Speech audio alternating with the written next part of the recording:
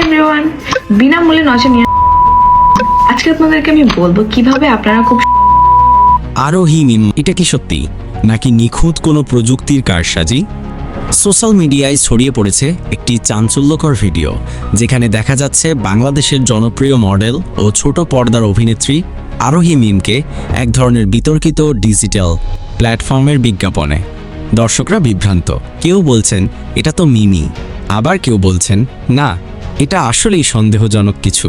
তবে ভেতরের খবর বলছে ভিডিওটি আদতেই আসল নয়, বরং অত্যাধুনিক এআই প্রযুক্তি দিয়ে এমনভাবে বানানো হয়েছে যেখানে শুধু চেহারা নয়, এমনকি ভয়েস পর্যন্ত মনে হচ্ছে হুবহু মিমের মতো।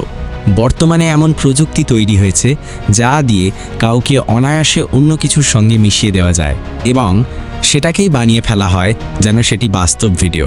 একে বলে ডিপ ফেক, অর্থাৎ প্রযুক্তির মাধ্যমে তৈরি একটি নকল বাস্তবতা। এই ভিডিও নিয়ে আরোহী মিম নিজেই মুখ খুলেছেন।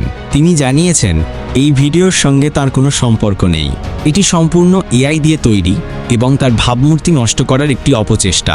তবে এই ঘটনা আমাদের চোখে আঙুল দিয়ে দেখিয়ে দেয় প্রযুক্তি যত উন্নত হচ্ছে ততই বাড়ছে এর অপব্যবহার।